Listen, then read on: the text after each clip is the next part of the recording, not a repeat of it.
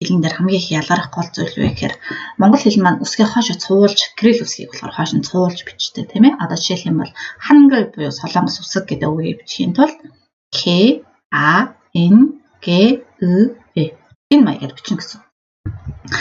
За гэтэл солонгос хэлэн дээр үсгийг ингэж хойш нь цуулж бичихгүйгээр үе үеэр нь бичдэг. За эхний үеийн хувьд аваад үзэх юм бол та бүхэн энэ дээр ха гэдэг ихшээр амьсан нэг үе байна те. Тэгээ хан гэхийн тулд энэ гээгүүлэгч үсэг орж ирж байгаа. За тэр гээгүүлэгч үсгийг ингэж ард нь биш хаана ичнэ. Үеийнхэн доор нь ичдэг. За дараа нь г гэдэг гэсэн нэг их шиг гээгүүлэгч хоёр нийлээ бүтсэн үеийн араас үсэг ороод ирэхээр тэр эл үсгийг хойно биш доор нь ичдэг. За үүнийг дэвсгэр үсэг гэдэг байна.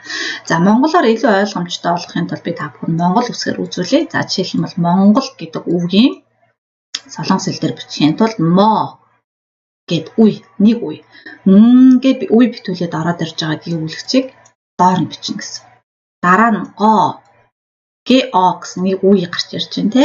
Нөгөө гэд үе битүүлээд орж ирж байгаа гээгүүлэгчийг доор нь бичдэг. За үүнийг л бид дэвсгэр үсэг буюу дэвсгэр гээгүүл